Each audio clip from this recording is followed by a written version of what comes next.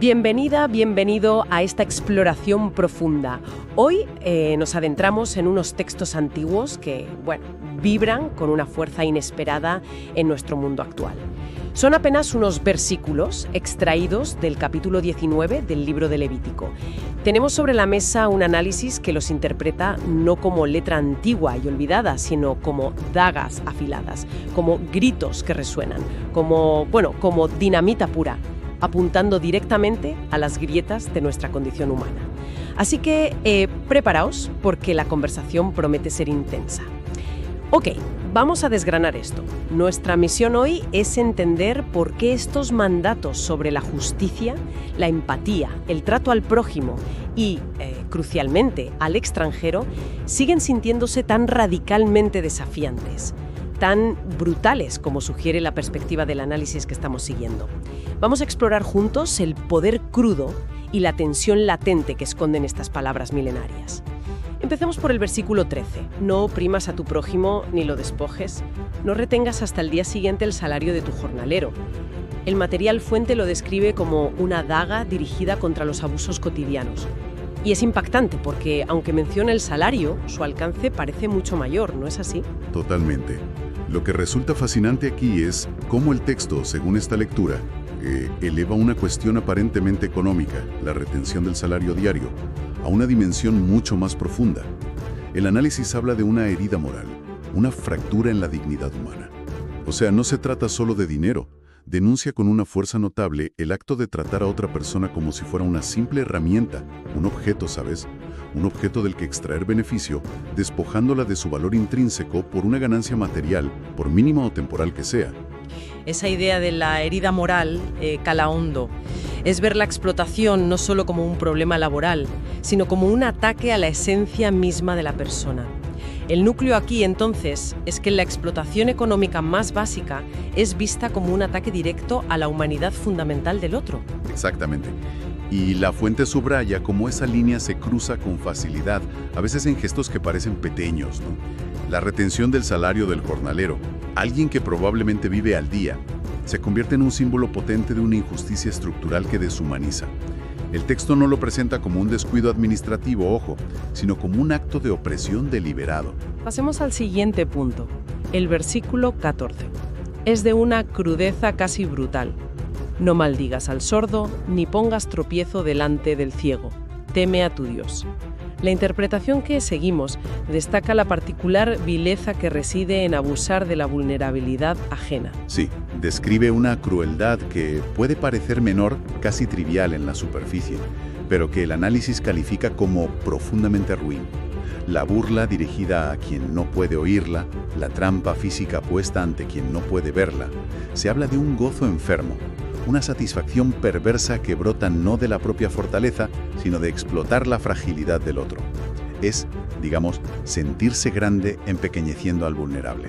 Y entonces llegamos a uno de los momentos culminantes, quizá el más conocido, el versículo 18. No te vengarás ni guardarás rencor a los hijos de tu pueblo. Amarás a tu prójimo como a ti mismo. Aquí estalla, como lo describe gráficamente el análisis, una de las frases más citadas y veneradas, pero al mismo tiempo una de las más endiabladamente difíciles de poner en práctica. El análisis que seguimos no duda en subrayar la brutalidad inherente a este mandato. No lo presenta como un consejo amable o una sugerencia piadosa, Primero, la doble prohibición, tajante y sin matices. No tomar la justicia por mano propia mediante la venganza y, algo quizás aún más difícil, no almacenar el odio, no dejar que el rencor se enquiste y, envenene el interior. Y luego la orden positiva que resuena a través de los siglos. Amar al prójimo con la misma medida e intensidad con que uno se ama a sí mismo. Es un listón altísimo.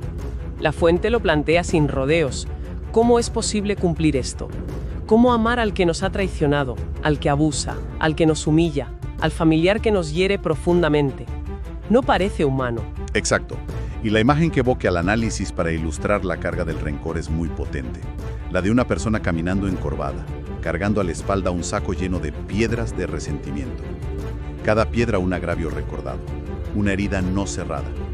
Frente a esto, el mandato de no guardar rencor y amar actúa, según esta lectura, como dinamita. Una fuerza explosiva que intenta demoler esa tendencia tan humana, tan arraigada, de devolver golpe por golpe, de buscar la revancha, de aferrarse al dolor infligido. Es una confrontación directa con nuestros instintos más básicos. Sin duda. El análisis insiste en que no es poesía ingenua.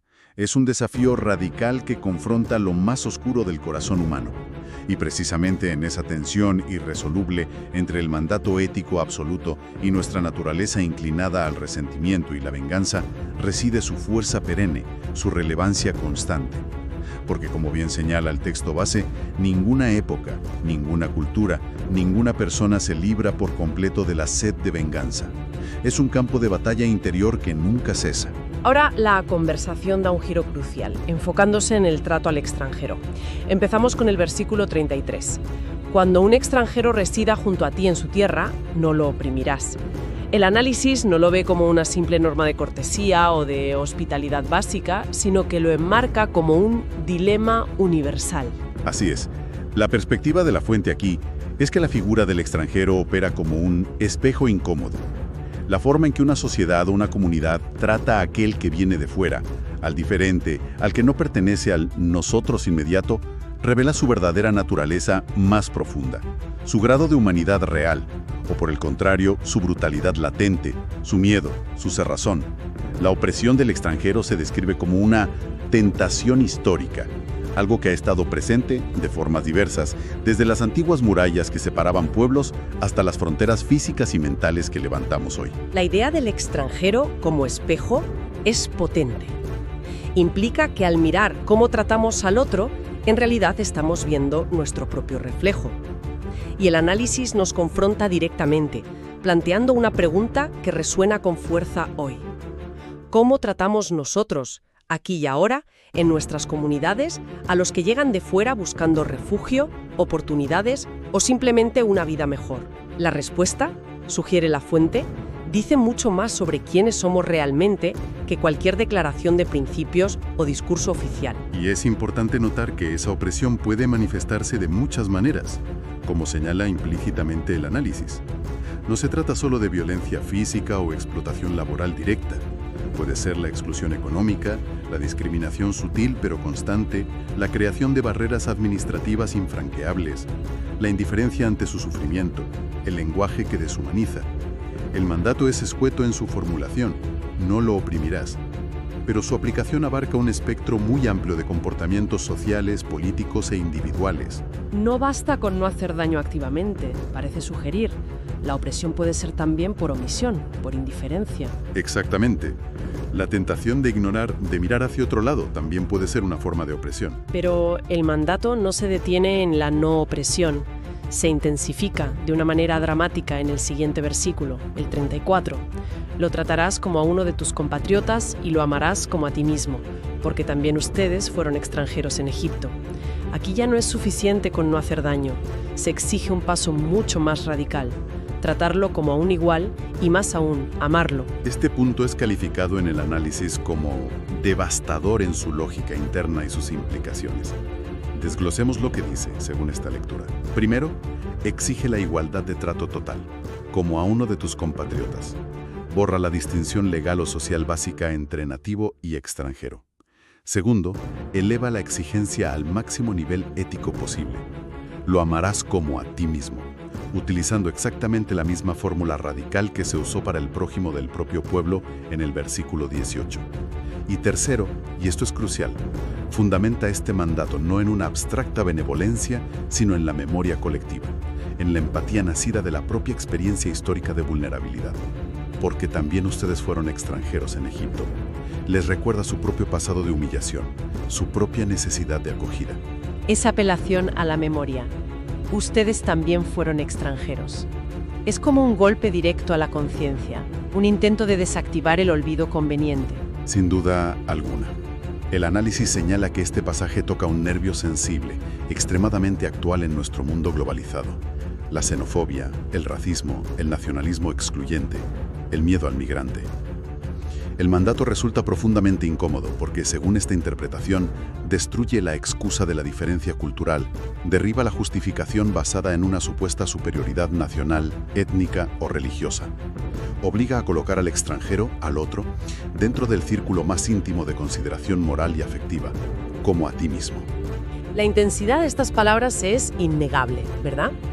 Desafían, incomodan, confrontan a través del tiempo.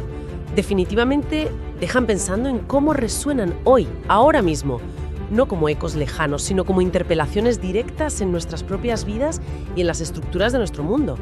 ¿Te imaginabas que estos versículos escondían tanto poder y tensión? Cuéntamelo en los comentarios, suscríbete si quieres seguir descubriendo lo que pocos se atreven a decir. Nos vemos en el próximo capítulo.